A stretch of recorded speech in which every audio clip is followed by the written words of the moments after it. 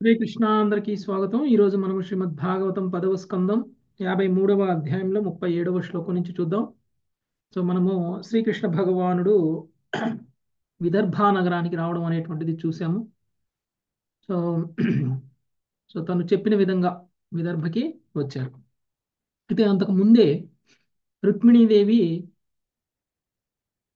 కృష్ణుడు ఇంకా రాలేదేమిటి అనేటువంటి కంగారులో ఉండడం అనేటువంటిది జరిగింది. మామూలుగా కృష్ణుడికి సారీ రుక్మిణికి శిశుపాలుని వివాహం చేసుకోవడం ఇష్టం లేదు. కానీ తన సోదరుడైనటువంటి రుక్మి యొక్క ప్రోత్సాహంతో రుక్మి బలవంతంగా ఆ, రుక్మిణిని శిశుపాలుడికి ఇచ్చి వివాహం చేయాలి అని అనుకున్నారు. అయితే రుక్మిణీదేవి తండ్రి అయినటువంటి భీష్మకుడు కదండి. ఉమ్, భీష్మకుడు ఏ విధంగా మొత్తం ఏర్పాట్లన్నీ చేశారు, ఆ, అందరినీ ఎలా ఆహ్వానించారు, ఇంకా ఊర్లో వాళ్ళందరూ కూడా విదర్భలో ఉన్నటువంటి వాళ్ళందరూ కూడా విదర్భ ఆ రాజధాని ప్రాంతంలో ఉన్నటువంటి వాళ్ళందరూ కూడా ఏ విధంగా వాళ్ళందరూ కూడా అలంకరించుకున్నారు, ఏ విధంగా వాళ్ళ ఇళ్లను తయారు చేసుకున్నారు, ఏ విధంగా వాళ్ళ యొక్క ఆ, ఆ, గుమ్మాలని అలంకరించారు, ఆ తర్వాత రోడ్లన్నీ కూడా ఏ విధంగా నీళ్లు పోసి దుమ్ము లేవకుండా ఎలా చేశారు అనేటువంటి విషయాలు మొత్తం కూడా మనకి వివరించారు. ఆ తర్వాత ఇక రుక్మిణీదేవి ఆలోచిస్తూ ఉన్నారు, బహుశా నాకు అర్హత లేదు కావచ్చు, అందుకని శ్రీకృష్ణుడు రాలేదు. కృష్ణుడికి ఎలాంటి కల్మషాలు లేవు, ఎలాంటి లోపాలు లేవు. నన్ను పొందాలి, కృష్ణుడిని నేను పొందాలి అంటే నాకు కూడా అలాంటి అర్హతలు ఉండి ఉండాలి. కృష్ణుడికి ఉన్నటువంటి అర్హతలన్నీ కూడా నాకు కూడా ఉండి ఉండాలి. అప్పుడే నేను శ్రీకృష్ణుడిని పొందగలుగుతాను. అందుకనే కృష్ణుడు రాలేదు కావచ్చు. ఒకవేళ కనుక నేను కృష్ణుడిని పొందేటువంటి అర్హతను కనుక పొందకపోతే నేను ఈ శరీర త్యాగం చేసేసి మళ్ళీ అనేక జన్మల పాటు ఘోరమైనటువంటి తపస్సు చేసైనా సరే నేను శ్రీకృష్ణుడినే పొందాలి అని చెప్పేసి ఆమె అనుకుంటుంది. ఇలా అనుకుని ఆమె చింతిస్తూ ఉన్నటువంటి సమయంలో ఆమెకి ఎడమ కన్ను, ఎడమ భుజం, ఎడమ కాలు అదరడం అనేటువంటిది జరిగింది.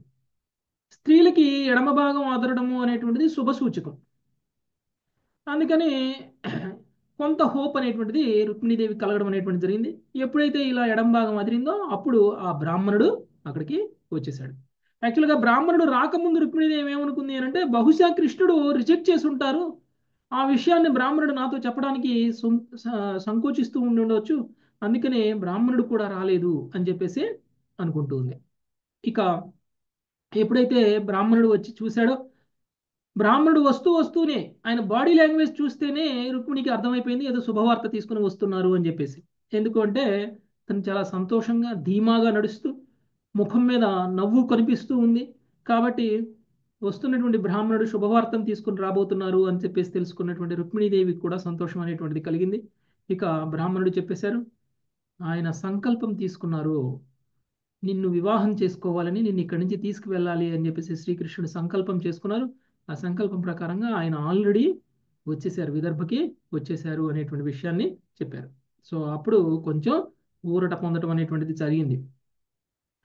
ఇక విదర్భ రాజు ఎవరైతే ఉన్నారో అంటే రుక్మిణీదేవి యొక్క ఫాదర్ తండ్రి ఇక శ్రీకృష్ణుడిని బలరాముణ్ణి చాలా ఘనంగా ఆహ్వానించడం అనేటువంటి జరిగింది. వాళ్ళకు కూడా విడిది ఏర్పాటు చేయడం అనేటువంటిది జరిగింది. ఎందుకంటే వాళ్ళందరూ కూడా వివాహం చూడటానికి వచ్చారు అని చెప్పేసి. ఓకే. ఇక ఇప్పుడు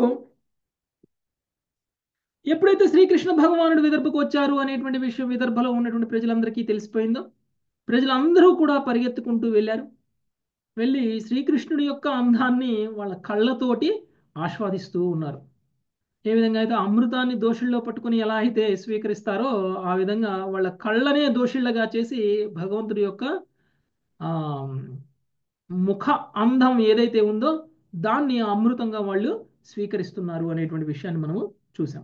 ఇక ఇప్పుడు శ్రీకృష్ణుడు విదర్భలోకి వచ్చారు. ఇప్పుడు ఏం చేస్తారు అనేటువంటి విషయం చూద్దాం. నెక్స్ట్ 37వ శ్లోకం. శ్రీవాణి మాత.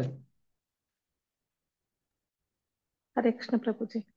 అస్త్యైవ భార్యా భవితుం రుక్మిణ్యర్హతి నా పరా अस्तैव्य भार्या भवितुं रुक्मिण्यर्हति न परा అసావప్యనవధ్యాత్మా భైష్మ్యా సముచితః పతిః असावप्य నవధ్యాత్మా భైష్మా సముచితః పతిః. పురజనులు పలికిరి, కేవలము రుక్మిణి మాత్రమే ఈతనికి పత్ని అగుటకు తగి ఉన్నది, ఇతరులెవరూ తగరు. ఇంతటి లోపరహితమైన సౌందర్యము కలిగినట్టి ఇతడు కూడా రాకుమార్ రుక్మిణికి యోగ్యుడగు పతి అగును. భాష్యము. శ్రీల విశ్వనాథ్ చక్రవర్తి ఠాకూర్లు అభిప్రాయమును అనుసరించి ఈ శ్లోకము వివిధ పురజనులు పలికిన మాటలు కలయిక అయి ఉన్నది. రుక్మిణియే శ్రీకృష్ణునికి తగిన పత్ని కాగలదని కొందరు పలుకగా, ఇతరులెవరూ తగరని ఇంకొందరు పలికిరి. అట్లే శ్రీకృష్ణుడు రుక్మిణికి పరమయోగ్యుడగు పతి అని కొందరు అనగా, ఆమెకు వేరెవడనూ తగిన భర్త కాజాలనని ఇతరులు పలికిరి. హరే కృష్ణ ప్రభుజీ. ఓకే, పురజనులు అందరూ మాట్లాడిన మాటలన్నిటినీ కూడా ఒక సమ్మరీగా చేసి ఈ శ్లోకంలో ఇవ్వడం అనేటువంటిది జరిగింది. ఒకే శ్లోకంలో పురజనులు అందరూ కూడా వేరువేరుగా మాట్లాడినటువంటి మాటలు. అయితే వాళ్ళందరూ ఏమనుకుంటున్నారు, రుక్మిణి మాత్రమే ఇతనికి పత్ని అగుటకు తగి ఉన్నది అంటే, ఒకటి కృష్ణుడిని పొగుడుతున్నారు. కృష్ణుడు ఎంత గొప్పవాడంటే, కృష్ణుడు అంత గొప్ప అందము, అంత గొప్ప గుణాలు కలిగి ఉన్నటువంటి వ్యక్తికి రుక్మిణి తప్ప వేరే ఎవరు సూట్ గారు అని చెప్పేసి కొంతమంది చెప్తున్నారు. ఇంకొంతమంది ఏమంటున్నారు, ఇంతటి లోపరహితమైనటువంటి సౌందర్యము కలిగినటువంటి ఇతడు కూడా రాకుమారి రుక్మిణికి యోగ్యుడు పత్ని అగును అంటే, ఇంకొక పక్క రుక్మిణిని కూడా పొగుడుతున్నారు. రుక్మిణికి కూడా ఎవరైనా యోగ్యుడైనటువంటి పత్ని ఉన్నాడు అంటే, ఇంత అందాన్ని కలిగి ఉన్నటువంటి శ్రీకృష్ణుడు మాత్రమే భర్త అయ్యేటువంటి అర్హత ఉంది అని చెప్పేసి కొంతమంది అలా, కొంతమంది ఇలా అంటున్నారు అన్నమాట. ఓకే, నెక్స్ట్ 38వ శ్లోకం. సుజాత మదర్. కించిత్ సుచరితం యన్నాస్తేనా తుష్టస్త్రిలోకకృత్. కించిత్ సుచరితం యన్నా తేన తుష్టస్త్రీలోకకృత్. అనుగృహ్ణాతు గృహ్ణాతు వైదర్భ్యా పాణిముచ్యుతః. గృహ్ణాతు వైదర్భ్యాః పాణిమచ్యుతః. ముల్లోకములను సృజించినట్టి ఈ అచ్యుతుడు మేమేదేని పుణ్యమునర్చి ఉన్నచో దానిచే సంతుష్టుడై అనుగ్రహముతో ఈ వైదర్భిని చేపట్టుగాక.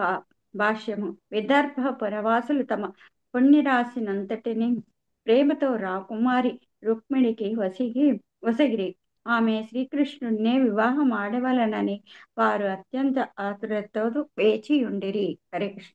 ఓకే, సో అక్కడ ఉన్నటువంటి విదర్భవాసులు మొత్తం కూడా వాళ్ళకు ఉన్నటువంటి పుణ్య ఫలాలను మొత్తం కూడా దానం చేసేస్తున్నారు. మేము ఏ జన్మలో అయినా సరే, ఏదైనా సరే పుణ్యం చేసి ఉంటే కనుక ఆ పుణ్యం మొత్తం దానం చేసి వైదర్భిణి అంటే ఎవరు, రుక్మిణీదేవి. రుక్మిణీదేవిని వివాహం చేసుకోవడానికి శ్రీకృష్ణుడు అంగీకరించాలి, శ్రీకృష్ణుడే వివాహం చేసుకునేలా చూడాలి. ఈ శ్రీకృష్ణుడు ఎవరో కాదు, ముల్లోకాలను సృజించినటువంటి ఈ యొక్క అచ్యుతుడు రుక్మిణిని వివాహం చేసుకోవాలి. ఒకవేళ మేము కనుక ఏదైనా పుణ్యం చేసి ఉన్నట్లయితే అంటే, రాకుమారి మీద వాళ్ళకు ఉన్నటువంటి అభిమానం చూడండి. సో పురవాసులు అందరూ కూడా వాళ్ళ పుణ్యాన్ని కూడా దానం చేయడానికి సిద్ధమైపోయారు. ఓకే, కృష్ణుని వివాహం చేసుకోవడం కోసం. నెక్స్ట్ 39 నరసింహారావు ప్రభు. ఏవం ప్రేమ కళాబద్ధ వదంతి స్మ పురౌకసః. ఏవం ప్రేమ కళాబద్ధ అవంతి స్మ పరోకసాః. కన్యాచాంతఃపురాత్ ప్రాగాద్ భటైర్గుప్తాంభికాలయం. కన్యాచాప్తం పురాత్ ప్రాగాద్ భటైర్గుప్తాంబికాలయం. పురవాసులు పెళ్లిపికిడి ప్రేమచే బద్ధులై ఈ రీతిగా సంభాషించుకొనసాగిరి. పిదప భటులచే రక్షిత అయి వధువు అంతఃపురము నుండి అంబికా ఆలయమునకు వెళ్ళెను. కళ అను పదమునకు మేదిని నిఘంటపు యొక్క నిర్వచనమును శ్రీల విశ్వనాథ చక్రవర్తి ఠాకూర్లు ఇట్లు ఉదాహరించిరి. కళా మూలే ప్రబుద్ధో చాచిచ్చలాద వంశమాత్రకే. కళ అను పదమునకు మూలము ప్రబుద్ధమగుట, శిల లేదా కేవలాంశము అని అర్థము. హరే కృష్ణ ప్రభుజీ, ధన్యవాదాలు. పురవాసులందరికీ కూడా రుక్మిణీదేవి మీద ఉన్నటువంటి ప్రేమతోటి వాళ్ళు ఆమ్, బద్ధులై ఉన్నారు. ఆ విధంగా సంభాషించుకుంటూ ఉన్నారు. ఎలా? కృష్ణుడికి ఇచ్చి వివాహం జరగాలి అని అంటే మా పుణ్యఫలాన్ని మొత్తం కూడా ధారణ చేయడానికి మేము సిద్ధంగా ఉన్నాము అనేటువంటి భాషణ వాళ్ళందరి మధ్య జరుగుతూ ఉన్నటువంటి సమయంలో రుక్మిణీదేవి ఆమె చుట్టూతో ఉన్నటువంటి రక్షక భటులతోటి కలిసి అంతఃపురాన్ని వదిలేసి అంబికా దేవాలయానికి, అంబికా ఆలయానికి ఆమె బయలుదేరడం అనేటువంటిది జరిగింది. వివాహానికంటే ఒక రోజు ముందు అంబికా ఆలయానికి వెళ్ళి అక్కడ గిరిజాదేవి యొక్క పూజను చేయడము అనేటువంటిది వాళ్ళ యొక్క ఆనవాయితీ కాబట్టి. Okay, next Sunita Mataji. పద్భ్యాం వినిర్యయౌ దృష్టుం భవాన్యా పాదపల్లవం పద్భ్యాం వినిర్యయౌ ద్రష్టుం భవాన్యాః పాదపల్లవం सा चानुध्यायति सम्यान् मुकुन्दाचरणाम्बुजम् सा चानुध्यायति सम्यङ् मुकुन्दाचरणाम्बुजम् यतवान्मातृभिः सार्धं सखिभिः परिवारिता यतवान्मातृभिः सार्धं सखीभिः परिवारिता गुप्ता राजभटैः शूरैः रुध्यतायुधैः गुप्ता राजभटैः शूरैः सन्नद्धैरुद्यतायुधैः मृदङ्गशङ्खपटवा थूर्यभेरश्च जग्निरे మృదంగశంఖపణవాస్తూర్యభేర్యశ్చ జగ్నిరే. భావము: భవాని పాదపద్మములను దర్శించుటకు రుక్మిణీదేవి కాలినడకన మౌనముగా వెడలెను.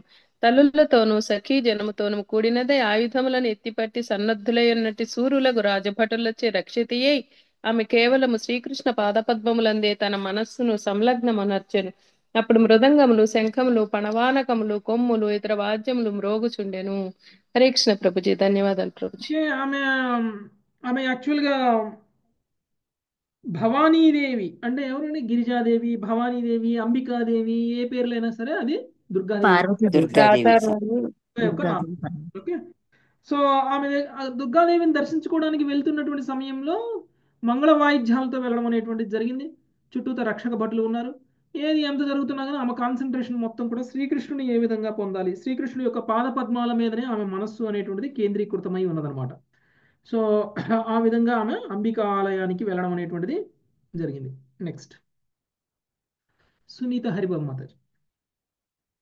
నానోపహార బలిభిర్వరముఖ్యా సహస్రశః నానోపహారభిలీభిర్వారముఖ్యా సహస్రశః స్రగ్గంధవస్త్రాభరణైర్ద్విజపత్న్యస్వలంకృతా దగ్ధగంధావస్త్రాభరణైర్ద్విజపత్నీస్వలాంకృతాః గాయంత్యశ్చ స్తువంతశ్చ గాయకా వాద్యవాదకా గాయంతస్య సువంతస్య గాయకా వాద్యవాదకాః పరివార్యమధుం జగ్ముః సూతమాగధవందినః పరివార్య వధుం జగ్ముః సూతమాగధవందినః.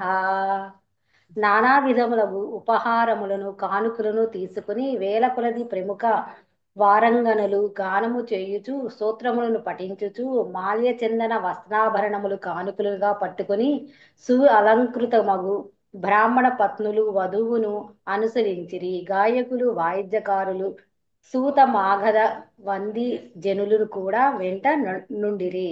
భాష్యం. కృష్ణ కృపామూర్తి శీల ప్రపాదికి జై. అంతఃపురము నుండి భవానీ ఆలయము వరకు రుక్మిణీదేవి పల్లకిలో వెడలననియు అందువలన సులభముగా సురక్షితమయ్యననియు శ్రీల విశ్వనాథ చక్రవర్తి ఠాగూర్లు వివరించిరి. అంతఃపురము నుండి ఆలయము వరకు గల దూరములో కేవలము 12-15 అడుగులు మాత్రమే ఆమె కాలినడకన వెడలినది.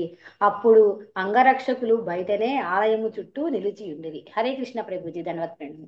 ఓకే, సో రుక్మిణీదేవి యాక్చువల్గా అంతఃపురం నుంచి ఆలయం వరకు వెళ్తున్నటువంటి దారి మొత్తం నడిచిపోయారా అంటే ఏం నడిచిపోలేదు. ఆమె పల్లకిలో వెళ్ళారు. ఆమె మహా నడిస్తే 15 అడుగులు నడిచి ఉంటారు అంతే. అందుకనే ఆమె సురక్షితంగా తీసుకుపోబడింది అంగరక్షకులు అందరితో కలిసి. ఎలా వెళ్ళింది అంట?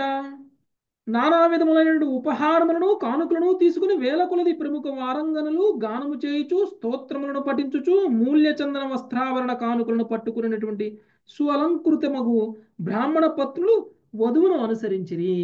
అంటే వధువు ముందు వెళ్తూ ఉంటే వధువు వెనకాల బ్రాహ్మణ పత్రులు అందరూ కూడా ఇలాంటి కానుకలన్నింటినీ కూడా పట్టుకుని నడవడం అనేటువంటిది జరిగింది. ఇక వీళ్ళు వెళ్తుంటే గాయకులు, వాద్యకారులు, పూత మాగధ వంది జనులు కూడా వెంట నుండి, అంటే వీళ్ళందరూ కీర్తించేవాళ్ళు అనమాట. కొంతమంది పాడేవాళ్ళు, కొంతమంది కీర్తించేవాళ్ళు. ఓకే, వీళ్ళందరూ కూడా రుక్మిణీదేవిని కొంతమంది కీర్తిస్తున్నారు, కొంతమంది గానం చేస్తున్నారు, కొంతమంది మంగళ వాయిద్యాలను వాయిస్తున్నారు, కొంతమంది వాళ్ళందరూ కూడా గిఫ్ట్లన్నీ కూడా పట్టుకొని, ఉపహారాలన్నింటినీ కూడా పట్టుకొని తీసుకొని పోవడం అనేటువంటిది జరిగింది. నెక్స్ట్ 44 లక్ష్మీ ఆత్మకూరుమత. హరే కృష్ణ. అసాధ్య దేవి సదనం ధౌత పాదకరాంబుజా. అసాధ్య దేవి సదనం దౌత పాదకరాంబుజా. ఉపస్పృశ్య శుచిశాంత ప్రవివేశాంబికాంతికం. ఉపసృశ్య శుచి శాంత ప్రవివేశాంబికాంతికం.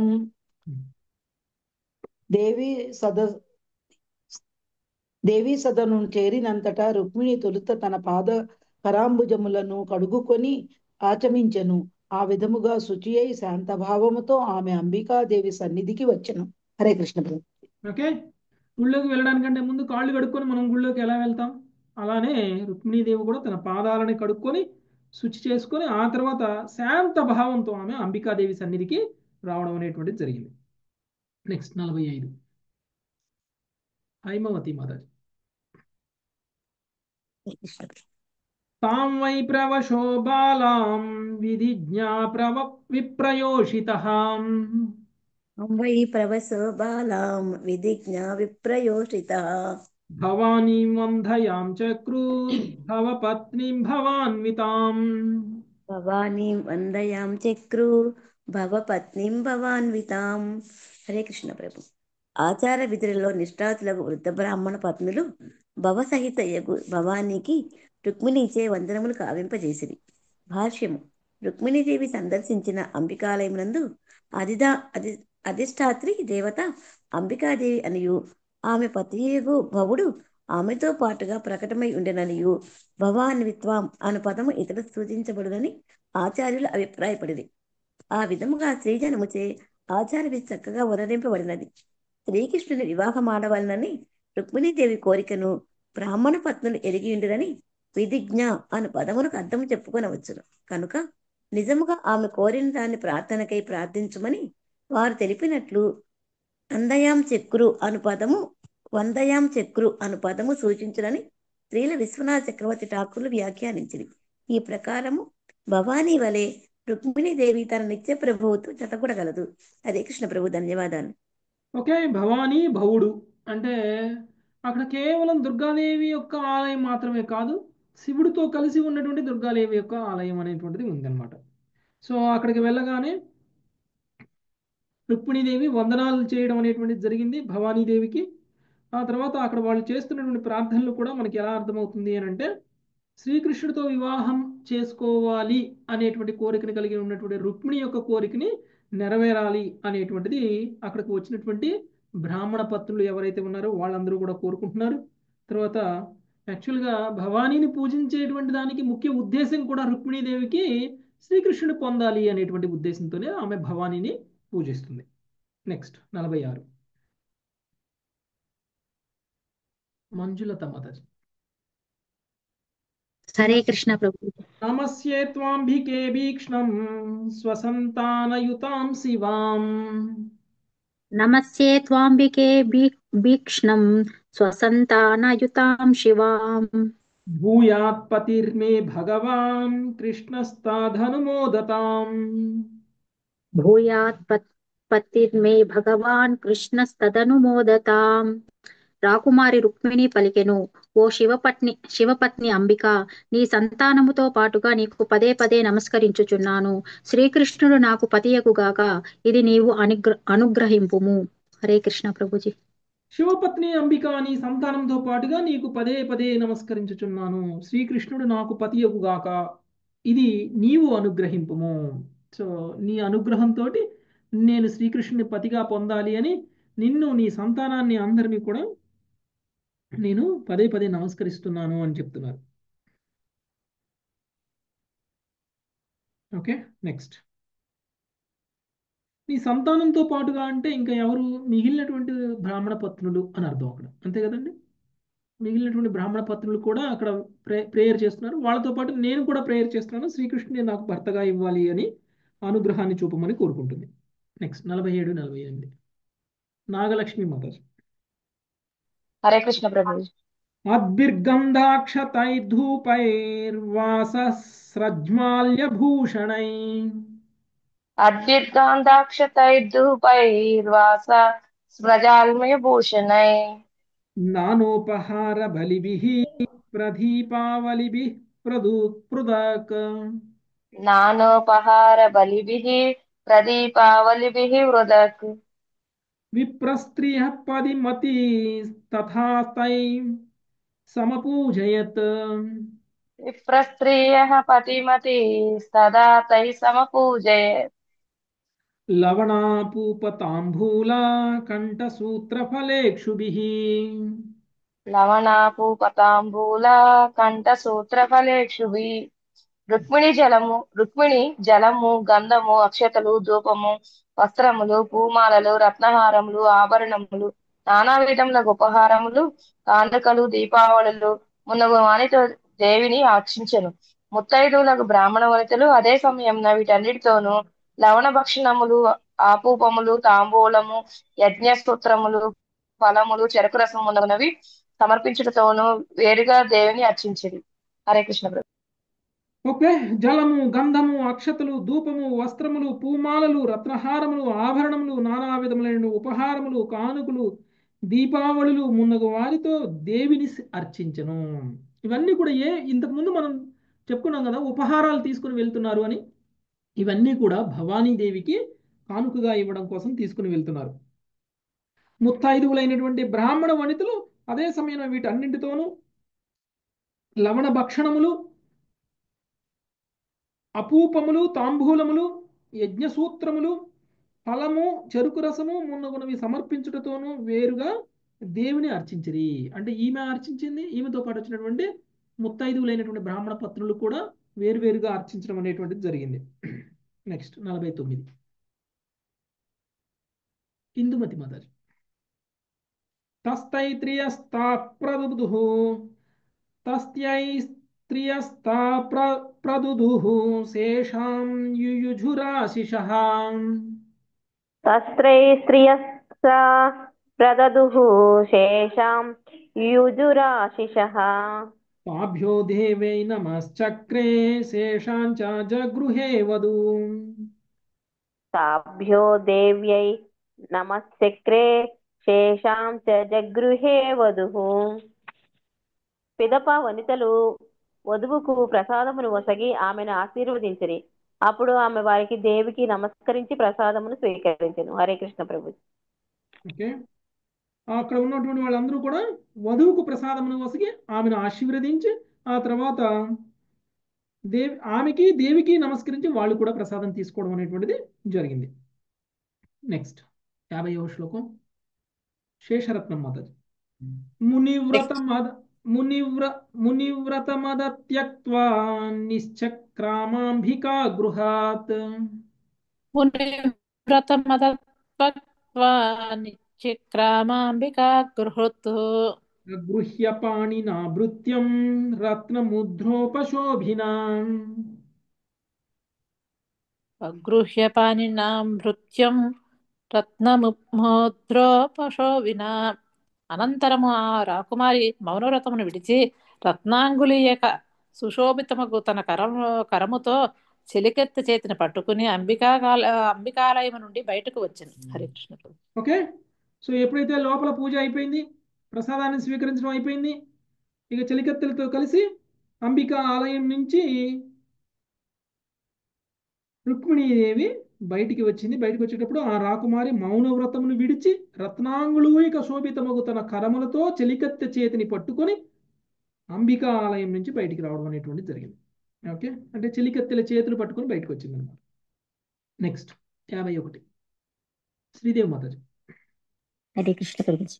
తాం దేవమాయామివ ధీరమోహినీం తాం దేవమాయామివ ధీరమోహినీం మధ్యమాం కుండలమండితాననాం సుమధ్యమాం కుండలమండితాననాం శ్యామాం నితంభార్పితరత్నమేఖలాం శ్యామాం నితంబార్పితరత్నమేఖలాం వ్యంజస్తనీం కుంతలశంకితే క్షణాం వ్యంజస్తనీం కుంతలసంకితే క్షణాం శుచిస్మితాం బింబఫలాధరుధ్యతి శుచిస్మితాం బింబఫలధరద్యుతి శోణాయమానా ద్విజకుంధకుంఢకుడ్మలాం సోణాయమానా ద్విజకుండకుడ్మలాం చలంతీం కలహంసగామినీం పదాచలంతీం కలహంసగామినీం కళానూపురధామశోభినాం సింజత్కలానూపురధామశోభినా విలోక్య వీరా ముముహు సమాగతాం విలోక్య వీరా ముముహుః సమాగతా కృతహృచ్చయార్ధితాం తస్వినస్తాత్ కృతహృచ్చయార్ధితాః యాం వీక్షతే నృపతయస్తదుదారః యాం వీక్షతే నృపతయస్తు దుదారః సా వ్రీడావలోకః హృతచేతస ఉజ్జితాస్త్రాం క్రీడావలోకహృతచేతస ఉజ్జితాస్త్రాः పేతుక్షితౌ గజరథాస్వగతా విమూఢాం పేతుక్షితో గజరదా స్వగతా విమూఢా యత్రాచలేన హరయేర్పయతీం స్వశోభాం యాత్రాచలేన హైరేర్పయతిం స్వశోభాం స్వైవం శనైశ్చలయతి చలపద్మకోశో శైవం శనైశ్చలయతి చలపద్మకోశౌ ప్రాప్తిం తథా భగవతః ప్రసమీక్షమాణాం ప్రాప్తిం తదా భగవతః ప్రసమీక్షమాణా ఉత్సార్య వామకరజైరలఖానపాంగై ఉత్సార్య వామా కరజైరలకానపాంగైః ప్రాప్తాన్ హ్రియైక్షత నృపాన్ దదృశేచ్యుతం చ ప్రాప్తాన్ హ్రియైక్షత నృపాన్ దదృశేచ్యుతం చ తాం రాజకన్యాం రథమారురుక్షతీం తాం రాజకన్యాం రథమారురుక్షతీం జహార కృష్ణో ద్విషతాం సమీక్షతాం కృష్ణో దిశతాం సమీక్షతాం. హరే కృష్ణ ప్రభుజీ. ధీర గంభీర పురుషులనైనను మోహపరిచడి దేహమాయ వలె రుక్మిణి సమ్మోహనకరంగా గోచరించెను.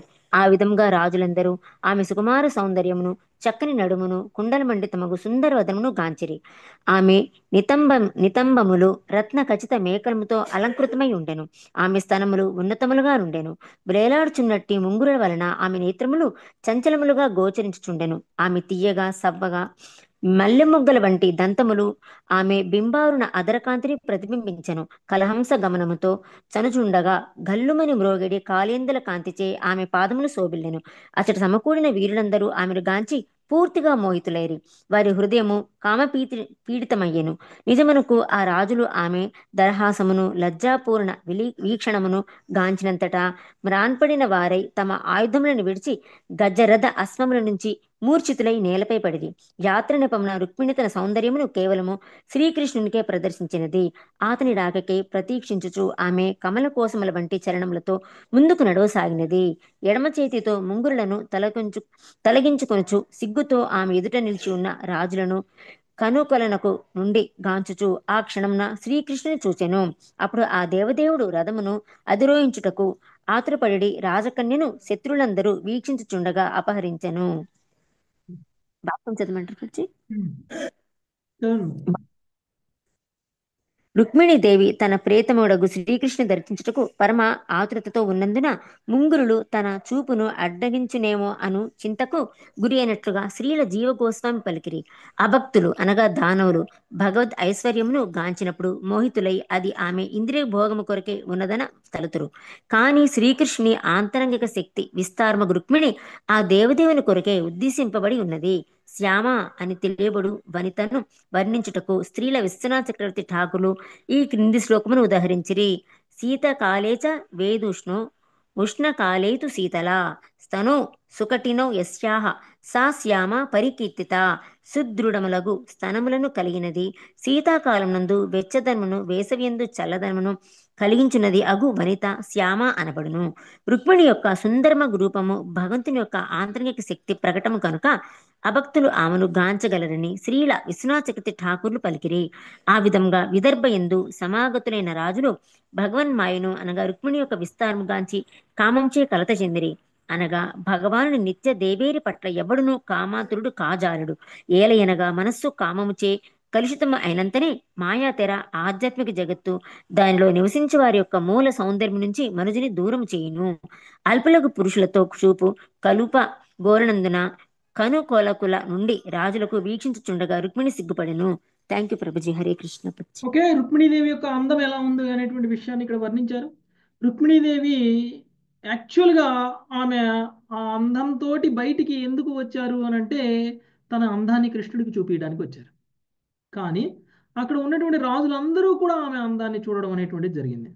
ఎప్పుడైతే రాజులందరూ కూడా ఆమె అందాన్ని చూసేసరే అప్పుడు ఆమె అందానికి అందరూ మోహితులైపోయి మూర్ఛపడిపోవడం అనేటువంటిది జరిగింది. రథాల మీద ఉన్నవాళ్ళు, ఏనుగుల మీద ఉన్నవాళ్ళు, రాజులందరూ కూడా మూర్ఛితులైపోయారు.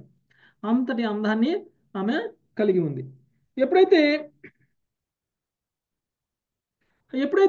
శ్రీకృష్ణుడు ఆమెను చూశారో, అంటే యాక్చువల్గా అయితే వాళ్ళందరినీ చూడాలి అనేటువంటి ఇంట్రెస్ట్ ఏమి రుక్మిణీదేవికి లేదు. యాక్చువల్గా శ్రీకృష్ణుడిని చూడడం కోసం వీళ్ళల్లో శ్రీకృష్ణుడు ఎక్కడ ఉన్నారు అనేటువంటి భావనలో ఆమె వెతుకుతూ ఉంది. ఎవరి మీద కూడా దృష్టి సారించలేదు. అందుకనే వాళ్ళందరినీ కూడా ఎలా చూసిందంటే కను కొనల నుండి గాంచుచు, కను కొనల నుండి ఎండ పైపైన చూస్తూ ఉన్నారనమాట. చూస్తూ శ్రీకృష్ణుడిని చూసింది. అప్పుడు ఆ దేవదేవుడు రథమును అధిరోహించి ఆతురతపడి రాచకన్యను, శ్రీకృష్ణుడితో వెళ్ళిపోవాలి అని రెడీగా ఉన్నటువంటి రాచకన్యను శత్రువులందరూ చూస్తుండగానే అపహరించుకొని తీసుకువెళ్ళడం అనేటువంటిది జరిగింది. ఓకే, నెక్స్ట్ 56వ శ్లోకం. సత్యవతి మాతది. రథం సమారోప్య సుపర్ణలక్షణం రాజన్యచక్రం పరిభూయ మాధవః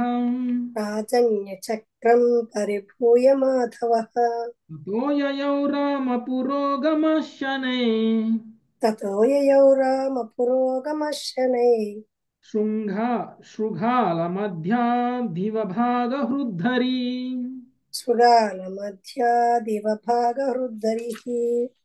రుక్మిణి గరుడ ధ్వజాంకితముగా తన రథంపై నెక్కించి మాధవుడు రాజసమూహములను తరిమివేసెను.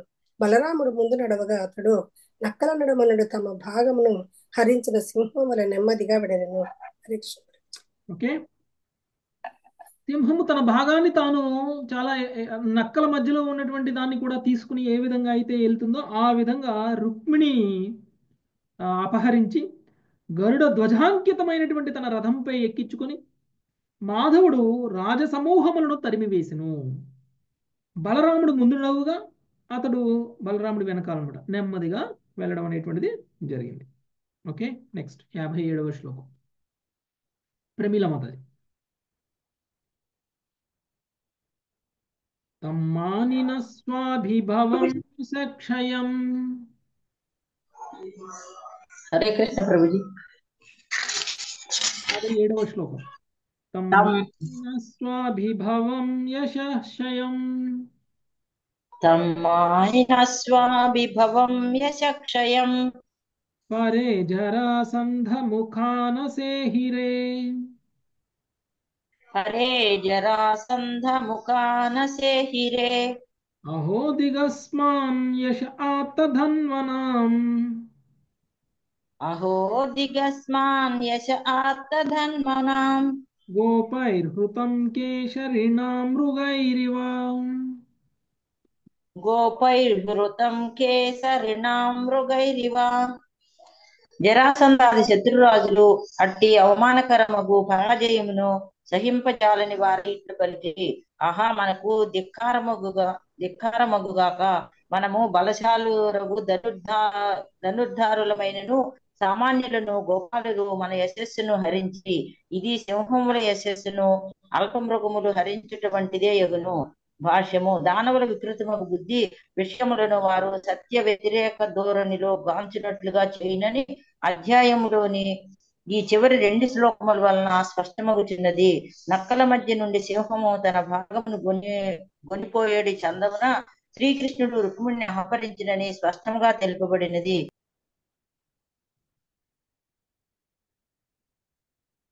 అయినను దానవులు తమను సింహంతోనూ కృష్ణుని అల్పజంతువుతోనూ పోల్చిరి. కృష్ణ భక్తి భావన లేనప్పుడు జీవితము అత్యంత ప్రమాదకరముగా అగును. శ్రీమద్ భాగవతం నందలి శ్రీకృష్ణుడు రుక్మిణిని అపహరించుట అను దశమస్కందములోని 53వ అధ్యాయముకు కృష్ణ కృపామూర్తి శ్రీల ఏసి భక్తి వేదాంత స్వామి శ్రీల ప్రభుపాదుల వారి వినమ్ర శిష్య ప్రణీతముగు భాష్యము సమాప్తము. ఓకే. జరాసంధుడు ఇతర శత్రురాజులు అందరూ కూడా వాళ్ళు చూస్తుండగానే కృష్ణుడు బలరాముడు వాళ్ళ రుక్మిణీదేవిని అపహరించుకుని తీసుకుపోవడాన్ని చూసినటువంటి వాళ్ళు సింహాల మధ్యలో నుంచి సింహాలు పొందాల్సినటువంటి దాన్ని అల్ప జంతువులు ఏ విధంగా అయితే తీసుకొని పోవడం వల్ల సింహాల యొక్క ప్రతిష్ట దెబ్బతింటుందో ఆ విధంగా సామాన్యమైనటువంటి గోపబాలుడైనటువంటి శ్రీకృష్ణుడు బలరాముడు ఈ యొక్క రుక్మిణీదేవిని మన ముందు నుంచి ఎత్తుకొని పోతూ ఉంటే మన ప్రతిష్ట కూడా దిగజారిపోయింది అని చెప్పేసి వాళ్ళు అనుకుంటున్నారు. యాక్చువల్గా వీళ్ళందరూ నక్కల్ లాంటి వాళ్ళు, కృష్ణుడు సింహం లాంటి వాడు. అందుకనే నక్కల మధ్యలో నుంచి సింహం తన వాటాను తాను ఎలా అయితే తీసుకుని వెళ్ళిపోతుందో ఆ విధంగా శ్రీకృష్ణుడు రుక్మిణీదేవిని తీసుకువెళ్తే వీళ్ళు మాయలో ఉన్నారు కాబట్టి, మోహంలో ఉన్నారు కాబట్టి వ్యతిరేకంగా ఆలోచిస్తున్నారు. ఓకే, ఉల్టాగా ఆలోచిస్తున్నారు. ఎవరు సింహమో వాళ్ళని అల్ప జంతువులను చేస్తున్నారు. అల్ప జంతువులు లాంటి వాళ్ళు అయినటువంటి వీళ్ళు సింహంతో పోల్చుకుంటున్నారు. అందుకనే ఇది మాయలో ఉన్నప్పుడు మాత్రమే అది జరుగుతుంది. ఎప్పుడైతే మనం మాయ నుంచి బయటపడతామో, అంటే ఎప్పుడైతే భగవంతుడి యొక్క పాదపద్మాలని మనం సేవిస్తామో అప్పుడు మనము మాయ నుంచి బయటకు వస్తాం. అప్పుడు భగవంతుడి యొక్క ఉన్నతత్వాన్ని మనము అంగీకరించడం అనేటువంటిది జరుగుతుంది. కానీ ఇది వీళ్ళు చేయలేకపోయారు. ఈ విధంగా కృష్ణుడు వాళ్ళ మధ్య నుంచి రుక్మిణీదేవిని తీసుకుని వెళ్ళడం అనేటువంటిది జరిగింది. ఇక 54వ అధ్యాయం రుక్మిణీ కృష్ణుల వివాహము. ఓకే, మళ్ళీ శ్రీమతి సమ్మరి చదవండి. హరే కృష్ణ ప్రభుజీ. 54వ అధ్యాయం రుక్మిణి కృష్ణుల వివాహము. రుక్మిణి అపహరించిన పిమ్మట శ్రీకృష్ణుడు శత్రురాజులను ఓడించుట, రుక్మిణి సోదరుడగు రుక్మిణి వికృతి రూపిణిగా చేయుట, రుక్మిణిని రాజధానిగా గొనివచ్చి పరిణయమాడుట మొన్నగు విషయములు ఈ అధ్యాయములు వివరింపబడినవి. శ్రీకృష్ణుడు రాకుమారి రుక్మిణి గొనిపోవచుండగా శత్రురాజులు తమ సేనను కూడా తీసుకొని అతను వెంబడించిరి.